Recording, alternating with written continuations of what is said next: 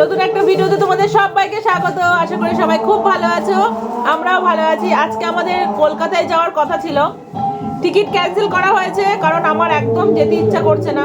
প্রত্যেক বছর তো অনেক দিন থাকি, অনেক দিন ধরে থাকি, তো এবার যেহেতু মাঝে একদিন থাকছি তো আমার মন ভালো লাগছে না।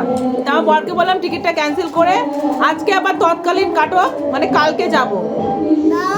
আর এখানে হচ্ছে মেয়েকে ভাত খাওয়াচ্ছি, ঘুম থেকে এখন উঠলো, এখন বাজে হচ্ছে সকাল 10:30।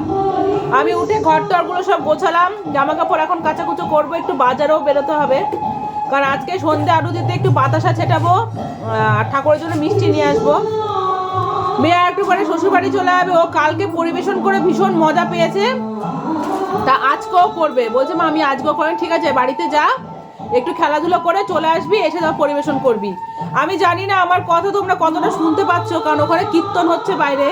আয় না, খেতে খেতে গড়াগড়ি খেতে নে, তুই এখানে আয়, ওঠ ওঠ। তো এই যে মা তো কন্টিনিউ চা বিস্কুট চানাচুর মুড়ি সাপ্লাই দিয়েই যাচ্ছে। তো বদ্দি কালকে চলে গেছিল, বদ্দি আবার আসবে আজকে, এসে তারপর বদ্দি আবার আজকে বেরোবে, স্কুলের কি আছে মানে স্টুডেন্টদের নিয়ে যায় না পিকনিকের মতো, ওখানে যাবে। তা বদ্দি আরো বললো তুই থাক, ও ছোট ছেলেকে কে দেখবে, তাহলে ঠিক আছে থাকি, কালকে আমরা চলে যাবো। ওর ঠিক আছে পরে কথা বলি, আমার মনে হচ্ছে আমার কথা তোমরা শুনতে পাচ্ছ না, আমি প্রচন্ড জোরে জোরে কথা বলছি, গলায় লাগছে। ঠিক আছে যাবো, কেটে যেত, কেটে দে, আয় এখানে আয়। তো বন্ধুরা এখন বাজে হচ্ছে 12:30, রেডি হয়েছি, স্নান টান হয়ে গেছে, মেয়েকে স্নান করে পাঠিয়ে দিয়েছি, ওই বাড়িতে চলে গেছে। ও আবার 3টে 3:30 সময় চলে আসবে, কারণ কালকে মজা পেয়েছে, আজকেও পরিবেশন করবে। তা আমি এখন যাবো একটু বাজারে কিছু কেনাকাটা করতে। চলো এই ফোনটা রেখে যাবো, কারণ এই ফোনটা চার্জে বসিয়ে যাবো, ঠিক আছে। মেয়ে যেহেতু চলে গেছে এর জন্য বদ্দির ছেলেকে নিয়ে আমি যাচ্ছি, একা একা যেতে ভালো লাগে না, ঠিক আছে। কি কি আনবো মনে আছে তো তোর? ঠিক আছে চলো। তো বাজার থেকে চলে এসেছি, ঠাকুরের মিষ্টি চকলেট বাতাসা এগুলো সব নিয়ে আসলাম। আজকে তো শুক্রবার, আমাদের বেথুয়াডাওয়ারির বাজারঘাট বন্ধ, সবই বন্ধ, ঘুরে ঘুরে ঘুরে ঘুরে তারপর নিয়ে আসলাম। আর মা চকলেট খেতে ভালোবাসে, মায়ের জন্য চকলেট নিয়ে এসেছি। তো মেয়ে কখন আসবে জানি না, খিদেও পেয়ে গেছে আমার। দুপুরবেলা ভোগ আরতি হয়ে গেছে, কারণ যখন আমি বাজারে যাচ্ছিলাম তখনই হচ্ছিলো, তোমার সাথে শেয়ার করতে পারিনি। ওখানে রান্না বান্না তো অলরেডি খাওয়া দাওয়া স্টার্ট হয়ে গেছে। তো এখানে খাওয়া দাওয়া হচ্ছে এখন থেকে না, এখন বাজে 2:20, তো প্রায় 1টার থেকে সমানে কন্টিনিউ লোকজন খাওয়া দাওয়া করছে। তো আজকে রাতে মনে হয় এঁচোড় হবে, ওই যে এঁচোড় সেদ্ধ হচ্ছে, রাতে এঁচোড় হবে বলো, ওই যে রাতে এঁচোড় হবে বলে সেদ্ধ করে রাখছে।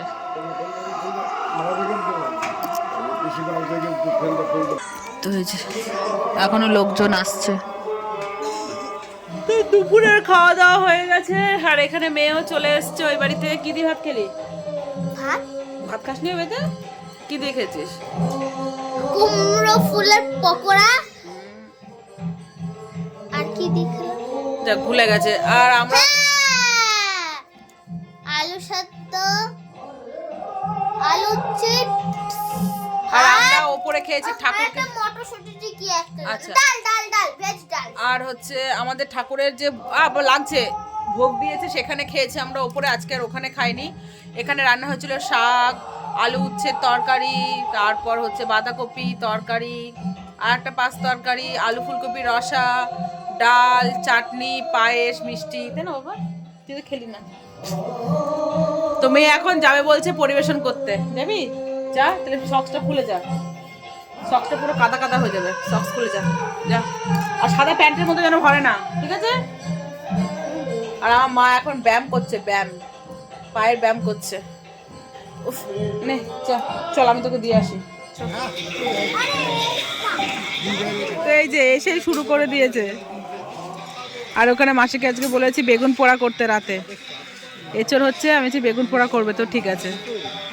হ্যাঁ রাতে বেগুন পোড়া খাবি তো? এই যা। গুড ইভিনিং ফ্রেন্ডস, এখন বাজে সন্ধ্যে 6টা। তো ড্রেস তো চেঞ্জ করিনি, সোয়েটারটা পরে নিলাম। এখন যাবো একটু বাজারে, মানে বড়দির ছেলে আর আমার মেয়ে প্রচণ্ড পরিমাণে খিদে পেয়েছে, কী খাবে সেটা ওদের খাইয়ে নিয়ে আসি। তো ওদের নিয়ে এসেছি খাওয়াতে, তো ওরা ভেবেছিলাম রোল খাওয়াবো, কিন্তু ওরা বলছে প্যান ফ্রাই মোমো খাবে। তো এই যে দুজনা বসেছে, আমি খাবো না, আমি নিয়েছি হচ্ছে ভেজিটেবলস চপ। এ দেখো চপ খাচ্ছি আমি, দিচ্ছে দিক দাঁড়া, সব কটা খেতে হবে কিন্তু। 10টা আছে, তুই 5টা ও 5টা। আমি খাবো না। হ্যাঁ কি চামচ? হ্যাঁ দুটো থাক। এই যে গরম কিন্তু দেখ, ঝাল হয়েছে। ভাই আবার ঝাল খেতে পারে না কিন্তু।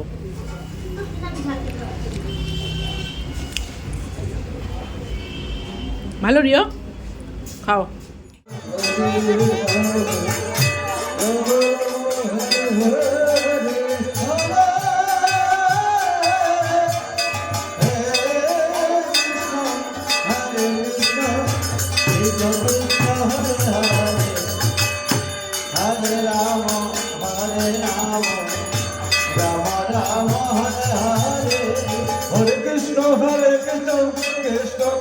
বাবা ঠান্ডা লাগবে, সোয়েটার পরিসনি, বুঝবি।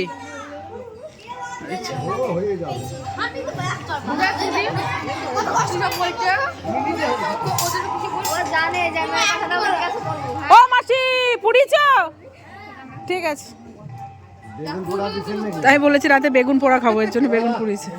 কি সুন্দর দৃশ্য, কি সুন্দর দৃশ্য বন্ধুরা, দেখো খাওয়া দাওয়া করে আসলাম। আসার পরে ওর মা তো চলে গেল স্কুলে, সেই কি বলবো, কোথায় রে স্কুলে? ঝাড়খণ্ডে কি পিকনিক টাইপে নাকি? সে স্টুডেন্টদের নিয়ে যায়। হ্যাঁ জিওগ্রাফিক্যাল ট্যুরে গেছে ওর মা। 9টার সময় বেরোলো, কান্নাকাটি করছিল। যাই হোক, ভাইকে এখন পড়তে বসিয়েছে, ভাইয়ের অনেক পড়া আছে, হোমওয়ার্কগুলো করাচ্ছে আমার মেয়ে। দেখো কি সুন্দর দৃশ্য, ভাই দিদির কাছে পড়াশোনা করছে। নে পড়া, এই যা যা আছে সব করে না দিদির কাছে। কি আমি? হ্যাঁ স্কুলের খাতা কোনটা তোর? স্কুলের খাতা কোনটা? এগুলো কি করছিস? এগুলো ওনার স্যারের খাতা। স্যারে কি কি পড়া দিচ্ছে দিদিকে দেখা, দেখা দিদি করিয়ে দেবে। Good morning friends, next day. কালকে আর ভিডিওটা করিনি, আজকে এখন বাজে হচ্ছে 8:30। আমি ঘুম থেকে উঠে স্নান টান করে নিয়েছি, রেডিও হয়ে গেছে। আজকে আমরা কলকাতায় ফিরে যাব। মনটা একটু খারাপ লাগছে, মেয়ের তো একদম ইচ্ছে না। অনেক কষ্ট করে ঘুম থেকে তুলে বাথরুমে পাঠালাম। তো এখন হচ্ছে শ্বশুরবাড়ি যাব, শ্বশুরবাড়িতে গিয়ে তারপর ওখান থেকে কলকাতায় চলে যাবো। ঠিক আছে। আর আমি আজকে এবার কানের পরে এসেছি, কানের কুঁজিটা এতটাই লুজ, এই জন্য ভয় যদি পড়ে যায়, এই জন্য ভয়ে খুলে রেখেছি। আজকে আমাদের নাম কীর্তন শেষ, কালকে নীলা কীর্তন, তার পরের দিন ভোগ। সবাই বলছে থাকতে, কিন্তু আমার পক্ষে অসম্ভব। একদিন টিকিট ক্যান্সেল করে আবার তৎকালীন কাটা হয়েছে আজকে যাওয়ার জন্য, কিন্তু আমার পক্ষে আর সম্ভবই না থাকা। মানে আমার পুরো হাত পা বাঁধা, এরকম একটা ব্যাপার। তো যাই হোক, কিসের জন্য অবশ্যই তোমার সাথে শেয়ার করব। হ্যাঁ টোটো বলেছে। তো শ্বশুরবাড়িতে এসে খাওয়া দাওয়া করলাম, করে টোরে বেশ এবার বেরোবো দুগ্গা করতে করতে। ঠিক আছে, তো চলো কলকাতায় গিয়ে একবার কথা হবে। ভালো লাগছে না, মনটা ভীষণ খারাপ লাগছে। চলো। ট্রেনে উঠতে না উঠতে মেয়ের খিদে পেয়ে গেছে। এখানে ঘুগনি নেওয়া হয়েছে, আর এখানে হচ্ছে ঝালমুড়ি নেওয়া হয়েছে। ভালো বাবা, ঘুগনিটা ভালো আছে। ঝালমুড়ি আলার কাছ থেকে 2টো নারকেল চেয়েছে, একটা পড়ে গেছে, আর একটা দিয়েছে। আমার জন্য একটু রাখিস মাম্মা। তো এখন বাজে বন্ধুরা 5:15। আমরা তখন বাজে হচ্ছে 4:10, তখন বাড়িতে ঢুকলাম। অনেকটাই লেট, কারণ তোমাদের কি বলবো, যা হয় ভালোর জন্যই হয়। কি হয়েছে বলো তো, কালকে তো তোমাদের বললাম কালকে আমাদের কলকাতায় আসার কথা ছিল। আমরা ট্রেনটা ক্যান্সেল করেছি, টিকিটটা ক্যান্সেল করে খুব ভালো করেছে। আমি এমনিতেও আসতে পারতাম না, কারণ কালকে পুরো আমরা যে ট্রেনটায় আসতাম 11:40-এর ট্রেনে, সেই ট্রেনটা আসেইনি কালকে। মানে রীতিমতো মানে বন্ধ, মানে চারিদিকে এত মানে দাঙ্গা হাঙ্গামা হচ্ছে, যার জন্য ট্রেন অবরোধ, বাসের লাইনে ভিড়, আসা অসম্ভব, ট্রেন চলছে না। আজকে যে ট্রেনটায় আমরা এসেছি 11:40-এ, সেই ট্রেনটাই হচ্ছে লাস্ট ট্রেন। মানে ভাগ্য ভালো যে আমরা ওই ট্রেনটা ছেড়ে দিয়েছে, তাই তারপরে কোনো ট্রেন চলছে না, ট্রেন অবরোধ। তারপর যাই হোক কোনো রকমে আসলাম, ভয় লাগছিলো যখন তখন ট্রেন দাঁড় করে দিতে পারে যেখানে সেখানে।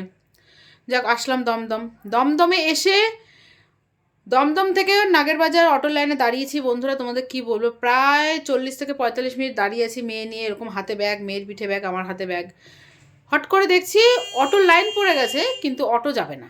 কি রাস্তা অবরোধ, অটো যাবে না, আপনারা বাসে চলে যান। আর বাসে মনে হচ্ছে যেন গরু ঝোলার মতো ঝুলছে, এরকম একটা ব্যাপার। ওই ভিড় বাসের মধ্যে মেয়ে নিয়ে লাগেজ নিয়ে আমি উঠতে পারবো না।